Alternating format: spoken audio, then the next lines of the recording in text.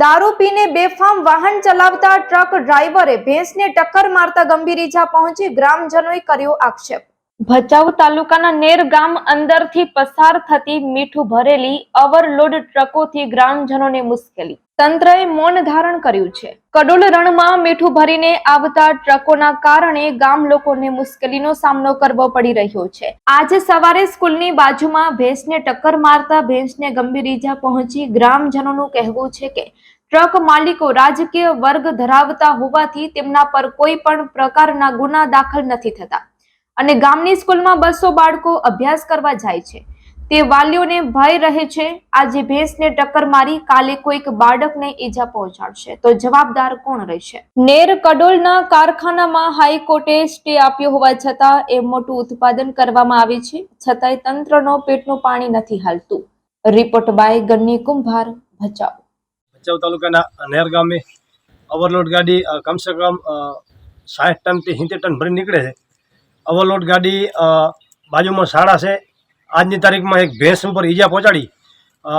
પીધેલી હાલતમાં ગાડીનો ડ્રાઈવર હતો, દારૂ પીને ગાડી ઓવરલોડ લઈને નીકળ્યો હતો અને બાજુમાં ભેંસને કતડી પણ નાખી અને એની બાજુમાં શાળા આવે છે। શાળામાં કમસે કમ 200 થી 250 બાળકો ત્યાં અભ્યાસ કરે છે।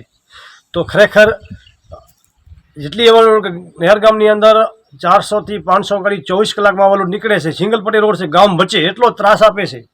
કાલે કાંઈ ઘટના બને નેર ગામની અંદર, ખરેખર આરટીઓના અવારનવાર જાણ કરેલી છે કે ભાઈ આ ત્યાં ઓવરલોડ ગાડી નેર ગામ વચ્ચે નીકળે છે તો એના ઉપર એક્શન લેવામાં આવે, પણ કોઈ અધિકારી આરટીઓ કોઈ એક્શન લેવામાં નથી આવતો।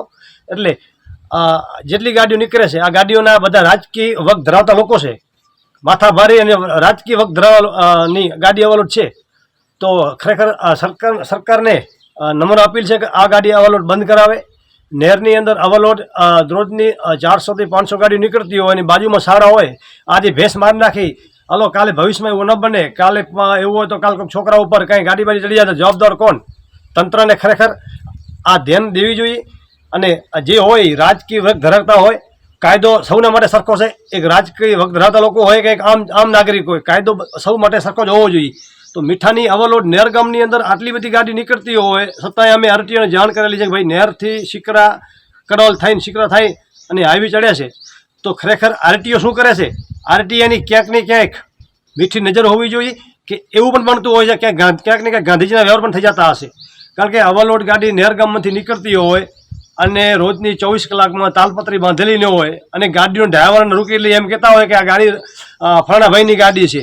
જે આ ડ્રાઈવર લોકો જે ગાડીમાં ડ્રાઈવરને ગાડીવાળા જે નામ આપે છે બધા રાજકીય વર્ગ ધરાવતા લોકો છે, માથા ભારી છે। એટલે ખરેખર આરટીઆઈની મીઠી નજર તો છે જ, પણ ગાંધીજીના વ્યવહાર પણ થઈ જતા હોય છે કે 400 ગાડીઓ નેર ગામ વચ્ચે ઓવરલોડ નીકળતી હોય, બાજુમાં નિશાળ છે, નિશાળમાં 200 બાળકો અભ્યાસ કરે છે, એના ઉપર કાંઈ ઘટના બને તો જવાબદાર કોણ? એટલે ખરેખર એક નમ્ર અપીલ છે સરકારશ્રીને કે તાત્કાલિક ધોરણે આ ગાડી બંધ કરાવવામાં આવે। જે લોકો રાજકીય વર્ગ ધરાવતા હોય કે આમ નાગરિક હોય, કાયદો સૌ માટે સરખો જ હોવો જોઈએ, આમાં કોઈ ભેદભાવ ન હોવો જોઈએ। પણ અમારા અમુક નેરના અમુક લોકો ખરેખર રાજકીયના દલાલ છે, એના કારણથી આ ગાડીઓ ચાલે છે। આજે ભેંસ કચડી નાખી, એ કમસે કમ લાખ રૂપિયાની ભેંસ હતી, આજ તો ભેંસ કચડી નાખી અને કાલ તો કોઈકના છોકરા કચડી નાખશે, જવાબદાર કોણ?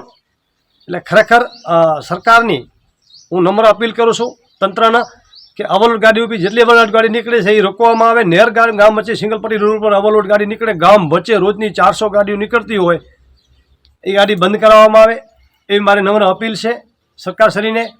અને ખરેખર હવે અમે લોકો કંટાળી ગયા છીએ, કારણ કે તમને ઘટના બતાવી દઉં, જે આપણી વડોદરાની અંદર રણની તળાવ ઉપર જે બાળકોને ઘટના બની હતી, એવી ને એવી ઘટના નેર ગામની અંદર બનશે। આજની તો 4 મહિને 6 મહિને, કારણ કે 200 બાળકો નિશાળ ભણતા હોય, રોજ વાલીઓને લેવા જવા, વાલીઓને મૂકવા જવા, આટલું બધું ખરેખર ત્રાસ નેરની અંદર છે। કારણ કે માથા ભરી અને રાજકીય વર્ગ ધરાવતા લોકો છે, જેટલી ટ્રક ચાલે છે એ રાજકીયોની જ ટ્રક છે। આજથી 2 વર્ષ પહેલાં હાઈકોર્ટે પણ ઓર્ડર પણ આપેલો છે કે જેટલી આ રણની અંદર તે આપેલો છે ભાઈ તાત્કાલિક આ લોકો ખાલી કરાવો, જેટલી ગેરકાયદેસર કારખાના છે તેટલા, પણ હજુ સુધી કોઈ કાંઈ કરાવી થઈ નથી।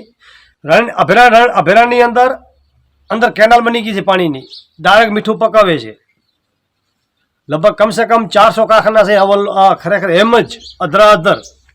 તો તંત્ર ક્યાં સુધી, અને પેલી માલતીબેનને હું અપીલ કરું છું, માલતીબેન અને વિનોદભાઈ ચાવડા, એમને પણ અપીલ કરું છું કે વિનોદભાઈ મહેરબાની કરી અને અમારી આ ગાડી બંધ કરાવો, અમે કંટાળી ગયા છીએ.